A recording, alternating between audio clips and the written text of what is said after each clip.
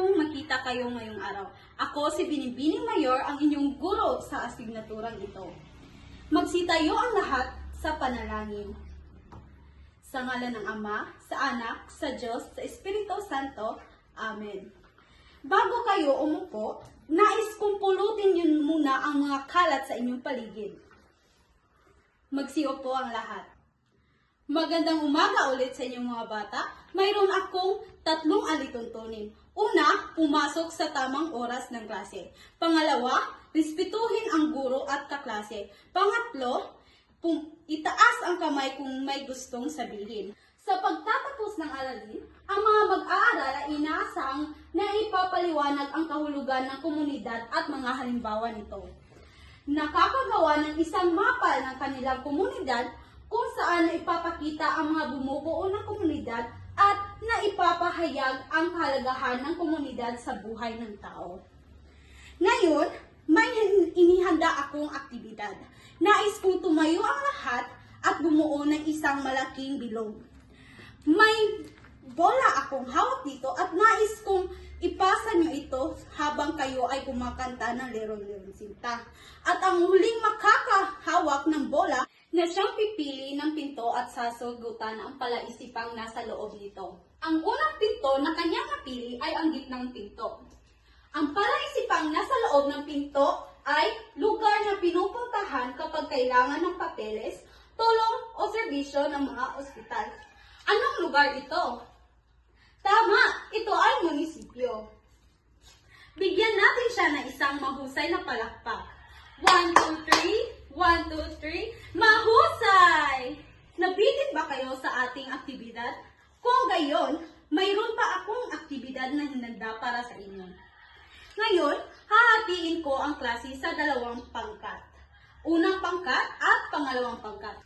Bawat pangkat ay bibigyan ko ng tig-iisang envelope na may lamang picture puzzle. Nais kong buuin niyo ito at magpaunahan kayo na idikit ito sa harapan. Nauunawaan niyo ba? Ang unang pangkat na nakabuo ay ang pangkat pangalawa. Mahusay mga bata, tama ang inyong sagot. Ngayon, may mga katanungan ako tungkol sa ating ginawang aktibidad. Ano ang inyong mga nakikita sa larawan? Tama! Nakikita niyo sa larawan ay ang mga paaralan, parke at simbahan. Pangalawa, nakikita niyo ba ito sa inyong kapaligiran? Tama! Nakikita ito sa ating kapaligiran. Sa tingin mo ba, lahat ng ito ay kapaki-pakinabang sa araw-araw? Tama! Ito ay may pakinabang sa ating pang-araw-araw na buhay. Panghuli, bilang isang mag-aaral, paano mo mabibigyang halaga ang mga ito? Mahusay! Ang inyong mga kasagutan ay tama. Sa pagpapatuloy ng ating talakayan, nais kong ipakilala sa inyo si Binibining Imnase. Base sa ating aktibidad kanina, sa tingin nyo, ano nga ba ang tatalakhalin natin ngayon? Tama! Ito ay ang pagkikilala sa ating komunidad. So ano nga ba ang komunidad? Ang komunidad ay binubuo ng pangkat ng mga tao na naninirahan sa isang pook na magkatulad ang kapaligiran at pisikal na kalagayan. Madaling salita, ito ay ang pagkakaisa nating mga Pilipino gaya ng tinatawag nating bayanihan. Ngayon, may inihanda akong 7 larawan na bumubuo ng komunidad. Base sa inyong unang nakitang larawan, anong lugar ito? Tama! Ito ay tahanan.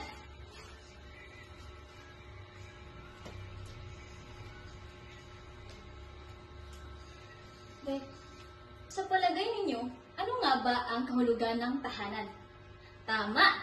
Ito ay ang lugar kung saan nakita ang isang pamilya at dito sila nagpapahinga, kumakain at gumagawa ng mga gawaing pampamilya.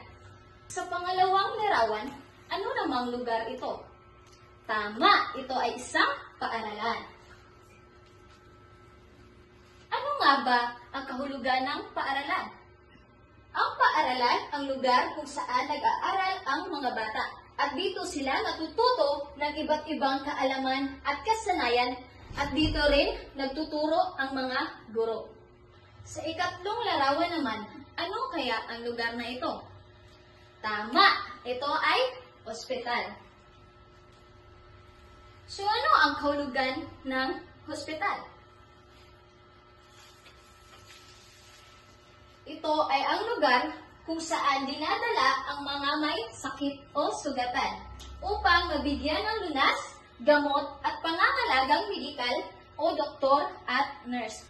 Sa ika-4 na larawan, sa palagay nyo, ano kaya ang lugar na ito? Tama, ito ay isang simbahan. Ano naman ang kahulugan ng simbahan? Dito tayo nagsisimba at nagdadasal at iba't ibang gawaing pangrelihiyon ng mga tao.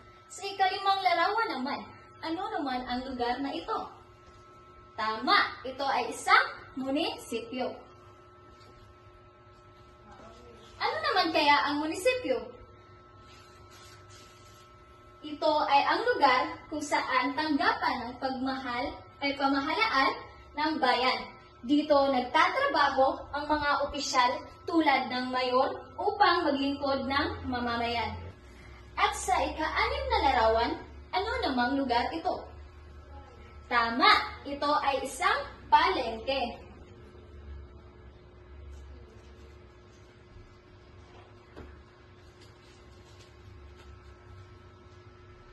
Ano naman ang kahulugan ng palengke? So dito tayo namimili ng ating mga kinakailangan at dito nagtitinda ng mga pagkain, gulay, prutas, karne, damit at iba pang pangangailangan ng tao. At ang panghuli naman, ano naman ang lugar na ito? Tama, ito ay isang pook libangan. Ano kaya ang pook libangan?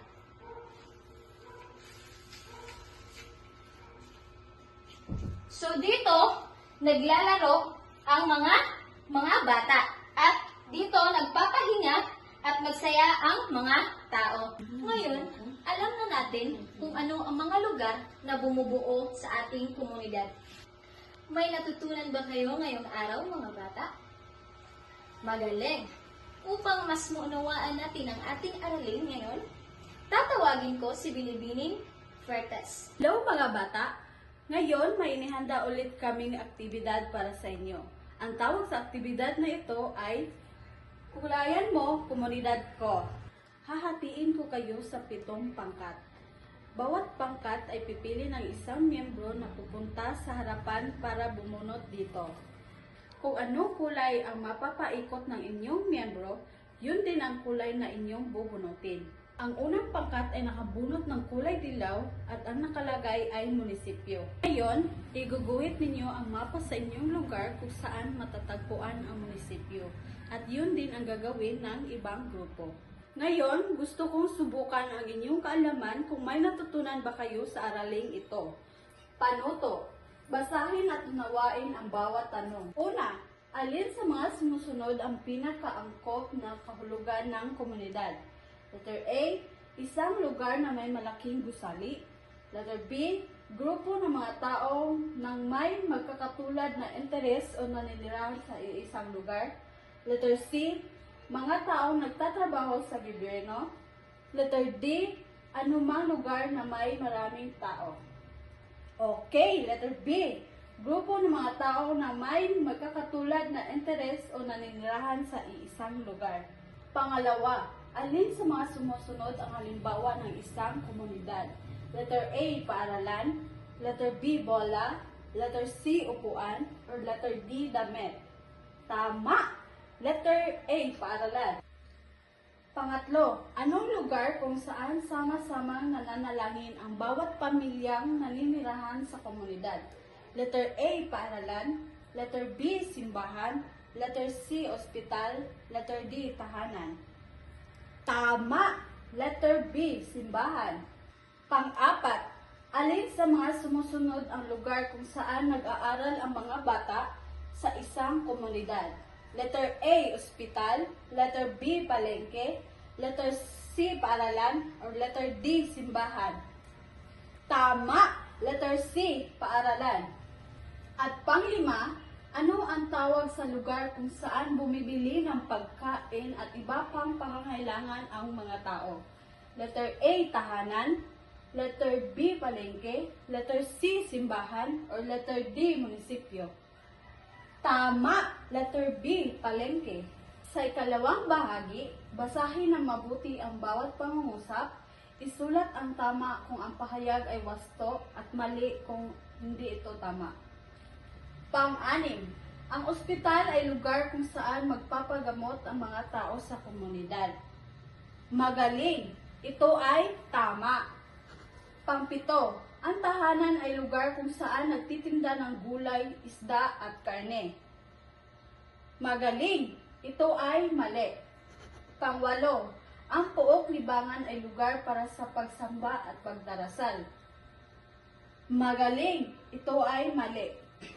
Pang-siyam, ang munisipyo ay lugar na pinamumunuan ng alkalde ng bayan. Magaling, ito ay tama. Ang panghuli, ang paaralan ay mahalagang bahagi ng komunidad dahil dito natututo ang mga bata. Magaling, ito ay tama. Dahil napakahusay niyong sumagot, bibigyan natin ang ating sarili ng pakbet class. Pak na pak, bet na bet! Para sa inyong takdang aralin, gumupit ng mga larawan mula sa dyaryo, magasin o mula sa lumang libro na nagpapakita ng iba't ibang halimbawa ng komunidad. Idikit ito sa malinis na papel at lagyan ng label. Para sa pangwakas na aktibidad, magkaiba man ang ating komunidad, iisa lang ang ating layunin, ang magtulungan at magmahalan. Salamat sa inyong pakikinig. Naway meron kayong natutunan sa ating aralin.